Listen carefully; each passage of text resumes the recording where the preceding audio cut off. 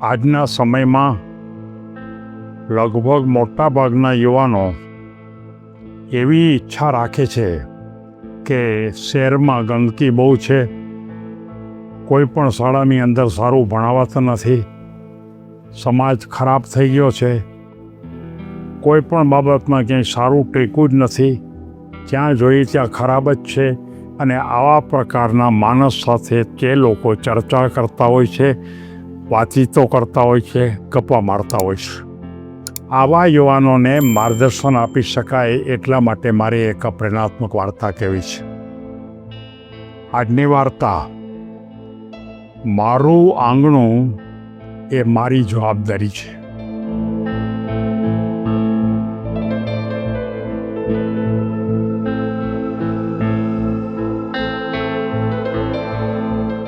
અજય અને એના મિત્રો કાયમ માટે ભેગા થાય, બધા બેસે.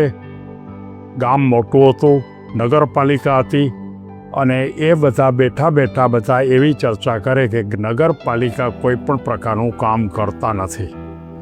એમની જવાબદારી છે કે ગામને સાફ રાખવું, બરોબર લાઇટ આપવી, કે રસ્તા ઉપર પણ ખાડા છે, કોઈ પણ પ્રકારનું કામ કરતા નથી. સતત ફરિયાદ બધા કરતા રહીએ, કંઈ કોલી જ ન થાય. જ્યાં જુઓ ત્યાં બધા યુવાનો આ જ પ્રકારની વાતો કરે. અને આ ભૂમિકા ઉપર એક વખત એ અજય છે એ ઘરે આવે છે. ત્યારે ઘરે એના દાદા એમ કહે છે કે તમે લોકો મિત્રો ભેગા થાઓ ત્યારે શું વાત કરો છો? ત્યારે અજય એમ કીધું કે અમે મોટે ભાગે એવો વિચાર કરીએ છીએ કે આ જે નગરપાલિકા છે એના માણસો કોઈ કામ જ નથી કરતા. આ બધા રસ્તા સાફ કરવાના છે, કચરો કાઢવાનો છે, લાઇટ વ્યવસ્થિત આપવાની છે, બીજા અન્ય પ્રકારના જે કામો છે, પાણી આપણને સમયસર આપવાનું છે, પણ એ કોઈ કામ કરતા જ નથી. ગમે તેટલું કરીએ તોય નથી થતું. ત્યારે એના દાદા એમ કહે છે કે તારી વાત સાવ સાચી છે, પણ તું કેટલાક માણસોને સુધારી શકીશ? તમે બધા ભેગા થાય અને આ વાતો કરો છો, પછી કદાચ તમે એનાથી વધારે કદાચ કોઈ તમારી પડખેની શેરીવાળા ભેગા થઈને વાતો કરતા હશો. કદાચ તમે નગરપાલિકાના જે કાર્યકરો છે એની સાથે વાત કરશો, પણ તમે સુધારી કેટલાકને શકશો? ત્યારે એ અજય એમ કહે છે કે તો કરવું શું? કહે તો કે એક જ વાત છે કે તમે બધા મિત્રો તો તમારા છો જ. ત્યારે તમે સૌથી પહેલાં મારે તમને એમ કહેવું છે કે ચાલ હજી આપણે બહાર જઈએ. ઘરની બહાર આવે છે અને ઘરની બહાર એણે કેટલો કચરો જોયો. ત્યારે એના દાદા એમ કહે છે કે તને ખબર પડી આ કચરો અહીંયા આપણા ઘરની પાસે શું કામ પડ્યો છે? આપણે સાફ ન કરી નાખવો જોઈએ? આપણું આંગણું હોય તો આપણે સાફ કરી નાખવો જોઈએ. અને જો બધાએ આ રીતે પોતાનું આંગણું જો સાફ કરવાનો પ્રયત્ન કરે તો આપણે કેટલાક પ્રશ્નો ઉકેલે કે ન ઉકેલે? ચાલ આપણે આ બે ભેગા થઈ અને આ કચરો ઉપાડી લઈએ. બધાએ મિત્રોને બોલાવ્યા કે તમારા ઘરની આસપાસ જે કચરો પડ્યો છે એ પણ ઉપાડી લો. તમારા આસપાસ ક્યાંય ખાડા હોય તો ખાડા પૂરી દો. તમે આ રીતે તમે એક પછી એક જો પછી આખી શેરી હરખી કરી નાખો. તો કે શેરીમાં કોઈ કરે નહીં તો તમે કરી નાખો. અને એ બધા ભેગા થઈને આખી શેરી સાફ કરી નાખી તો શેરી એકદમ ચોખ્ખી થઈ ગઈ. પોતાની શેરી ચોખ્ખી થઈ એટલે બીજી શેરીવાળા જે યુવાનો હતા એને પણ કીધું કે તમે તમારું કામ કરો ને. અને આમ કરતાં ધીમે કરતાં ગામ બહુ મોટું તો નહોતું, નગર પંચાયત જ હતી. અને એ રીતે એક હવા ઊભી થઈ કે દરેક શેરીના માણસો પોતાનો કચરો પોતાના ઘરની પાસે હોય એમાંથી એ ઘરનો કચરો ઉપાડી લેવો. નગરપાલિકાને એમ કીધું કે કચરો રાખવા માટેનું અમને સાધન આપો. તો એ લોકોએ સાધન આપ્યું. એની પાસે તો મર્યાદિત માણસો હતા. અને આ રીતે કામની શરૂઆત કરતાં ધીમે ખાડા પણ પૂરાઈ ગયા, રસ્તો પણ પ્રમાણમાં સારો થઈ ગયો, કચરો પણ નીકળી ગયો. અને જીવનમાં એ બધાને એમ થયું કે આપણે ગામની અંદર એકદમ ગામ છે ને ચોખ્ખું થઈ ગયું. ત્યારે એના દાદા એમ કહે છે કે આ કામ એકવાર ચોખ્ખું થઈ ગયું એટલે આપણું કામ પૂરું નથી થતું. આપણે દરરોજ નિયમિતપણે આપણે આપણું કામ કરવું જોઈએ. આપણું આંગણું છે એને માટેની બધી જવાબદારી આપણી છે. કોઈ પણ કામ જ્યારે થતા નથી ત્યારે આપણે બીજાનો વાંક કાઢીએ છીએ, પણ એના કરતાં એ જવાબદારી આપણે લઈ અને થોડી શરૂઆત કરી દઈએ તો કોઈ પણ ગામ મોટું હોય કે નાનું હોય, જો ગામના એક શેરીના માણસો જો પોતાની શેરીને ચોખ્ખી રાખે, ધીમે ધીમે કરતાં થોડા આગળ જાય અને આ જ પ્રકારની ભૂમિકાઓ પર જો જાય તો બધી જ બાબતો, નાની નાની બાબતો છે એ બાબતો ઉપર આપણે આધાર રાખવો ન પડે અને આખે આખું ગામ ચોખ્ખું રહીએ.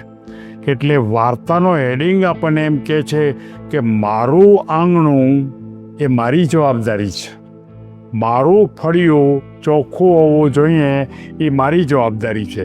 જેમ આપણું ઘર ચોખ્ખું હોવું જોઈએ આપણી જવાબદારી છે, એમ આપણું આંગણું પણ ચોખ્ખું હોવું જોઈએ અને એનાથી આગળ જઈને આપણી શેરી પણ ચોખ્ખી હોવી જોઈએ. એનાથી આગળ જઈ અને પડખેવાળાની શેરીવાળાને પણ માર્ગદર્શન આપવું જોઈએ અને આમ કરતાં આ જે આખા ગામની જે ભૂમિકા છે એ ખરેખર ઉત્તમ પ્રકારની થતી. મહાત્મા ગાંધીજીનું જે કાર્યપદ્ધતિ હતી આ જ પ્રકારની હતી. એ દરેક ગામને ચોખ્ખું રાખવા માટે બધાને કાર્યમાં લગાડી દેતા. એ વખતે કોઈ સગવડતા પણ નહોતી, સરકાર પાસે પૈસા પણ નહોતા અને સરકાર વધારે કોઈ માણસો રાખીને કામ કરાવી શકે એવા પ્રકારની પણ વાત નહોતી. કૂવો પણ પોતાના ગામના માણસો પોતાની રીતે જ બનાવે, ગામના રસ્તા પણ પોતાની રીતે જ બનાવે, કોઈ અવેડો કરવાનો હોય તો અવેડો પણ પોતાની રીતે જ બનાવે અને જેને ગોકુળિયા ગામ તરીકે મહાત્મા ગાંધીજી અને વિનોબા ભાવે જેવી વ્યક્તિઓ કહેતી, એ જ ભૂમિકા વાર્તા પાછળનો મહત્ત્વનો ખ્યાલ છે. દાખલા તરીકે આપણે એમ વિચાર કરી કે આ ગામનું ભણતર સારું નથી, તો તમારી શેરીમાં ભણતા જે બાળકો છે ને 1 કલાક રોજ જે લોકો આગળ ભણે છે એ ભણાવવાનો પ્રયત્ન કરો. મંદિર હોય તો મંદિરને ઓટલે બેસાડીને એને શીખવાડો કંઈક થોડુંક. મોટી ઉંમરના કોઈ બહેનો હોય, અભણ હોય તેને પણ શીખવાડો. આપણે જ્યાં સુધી આપણા પગ ઉપર કુવાડો નહીં મારીએ, આપણી જાતે કામ કરવા માટે પ્રયત્ન નહીં કરીએ, ત્યાં સુધી સમાજમાં કોઈ દિવસ સુધારો આવે નહીં. તમારે જો સમાજને સુધારવો હોય તો જાતે જવાબદારી લેતા શીખવું પડે અને એટલું જ નહીં, જવાબદારી લો ત્યારે એ જવાબદારીને પૂરેપૂરું વફાદારીપૂર્વક જો પાલન કરો તો કોઈ પણ ગામ, કોઈ પણ શહેર એ ઉત્તમ ભૂમિકા પર બની જાય.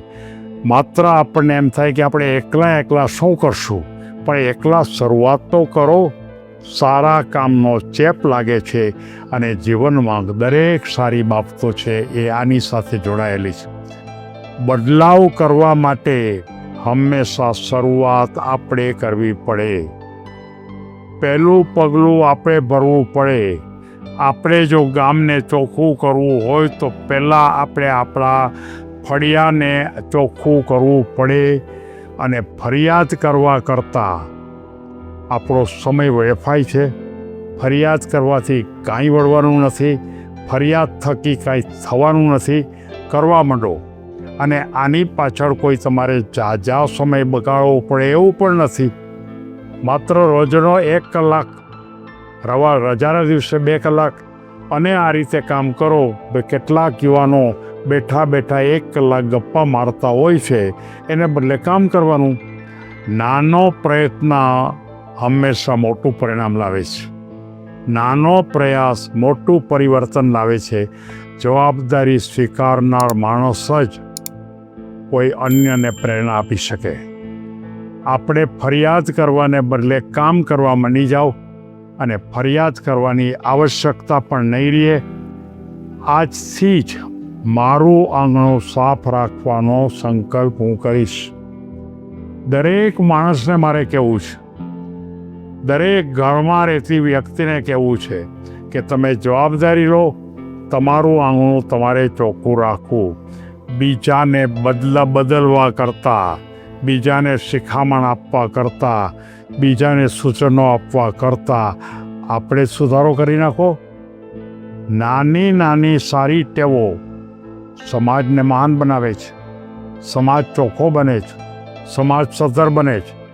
તમે જો બદલાશો, આપણે જો બદલાશું, વ્યક્તિ જો બદલાશે, દરેક માણસ જો બદલાશે તો દુનિયા આખી બદલાઈ જશે, એમ આ વાર્તા આપણને સંદેશો આપે છે.